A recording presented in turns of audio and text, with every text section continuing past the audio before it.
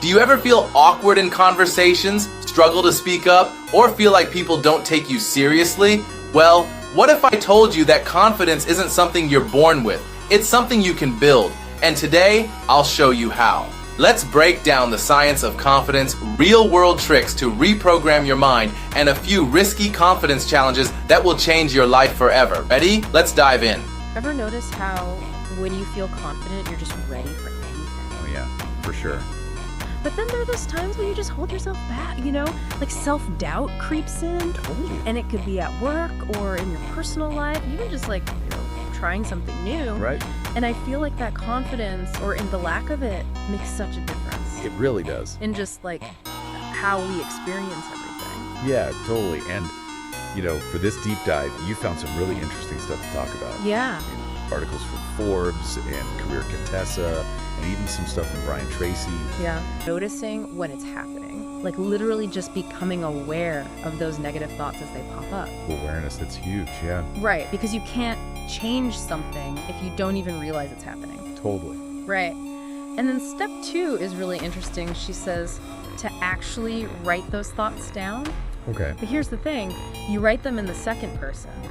So like you statements. Exactly. Interesting. So instead of I'm gonna mess this up, you'd write you're gonna mess this up. I can see how that would be helpful. Yeah, it creates that little bit of distance, right? Yeah, instead of being like totally in it, you can kind of look at it from the outside. Exactly. And when you can see it a little more objectively, then you can start to like analyze it and be like, Yeah. okay, is this even true? Right. So then step 3 is where you respond to those you statements, but with I statements, Okay. but like positive ones. Oh, got it. So if the inner critic says you're a failure, Right. you might write, I may not have succeeded this time, but I have strengths and I've done well in other areas. Yeah, like I'm not defining myself by just this one thing. Exactly, and you're bringing in some of that like self-compassion, Totally. which is so important. And then the final step is just not letting that inner critic control your actions. Right. You choose to do what you know is right based on your values and goals, not those negative feelings. So powerful. I love this framework. Me too. And what's interesting is that Career Contessa has a slightly different take on this. Oh, how so? They say instead of just trying to ignore it, you should actually have a conversation with your inner critic. Oh, that's interesting. Yeah, and they even say, like, give it a name. So you can be like, okay, negative Nancy, what do you want now? Right, exactly. And then you can actually, like, question its criticisms. Yeah. They give some really good questions to ask. Like what? Well, like, is the cost of inaction worth it? That's a good one. Right, like, is it really so bad to just stay in my comfort zone? Yeah. Or am I seeing the most accurate picture of me? Oh, I love that one. Right, like, is this really who I am, or is the inner critic just blowing things out of proportion? So true. And they also have this great line. What's that? They say, is there an aspect of my life that I move through with a question mark over my head? What is something I can do to resolve this? Ooh, that's a good one. I like that. Right. Yeah. And it's so true. Like sometimes that inner critic just goes off the rails. Totally, and I think it's important to remember that some self-reflection is good. Oh yeah, definitely. Like, it's how we learn and grow. Right. But when it's just these limits on ourselves, Absolutely. and then we don't even try. And Tracy talks about this principle called act as if. Okay. And it's basically about acting as if you already have the confidence you want. Oh, I like that. Yeah, like fake it till you make it, Yeah. but on a deeper level. Like you're not just pretending on the outside. You're changing your thoughts and behaviors too. So it becomes more ingrained. Exactly. Ooh. And he also emphasizes the importance of being true to yourself. Right. Like living according to your values and accepting yourself fully with all your strengths and weaknesses. Yeah, that's so important. Because trying to be someone you're not is just going to make you feel worse in the long run. Totally. And Tracy gives some specific actions to take.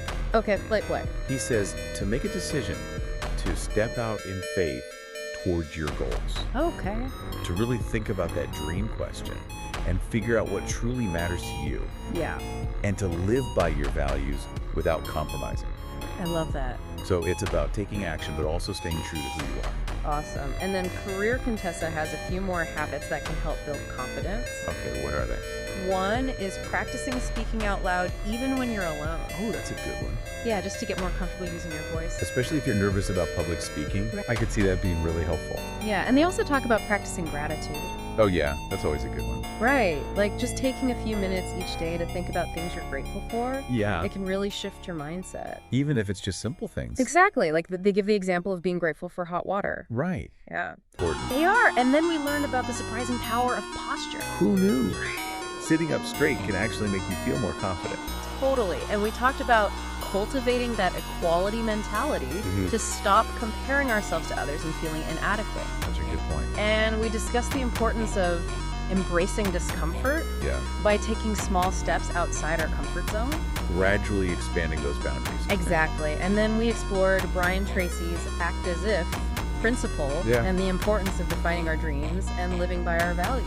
Such powerful stuff. And finally, we touched on those additional habits from Career Contessa, like practicing speaking aloud, cultivating gratitude, and having a personal totem. I love all of these. Me too. It's like a whole toolbox of techniques to try. Exactly. And it's important to remember that building self-confidence is a journey. Yeah. It's not going to happen overnight. Right. It takes time and effort. And self-compassion. Yes. So much self-compassion. Don't beat yourself up if you have setbacks. Exactly. It's all part of the process. So true. Yeah. So before we go, I want to leave you with that question from Brian Tracy again. Okay.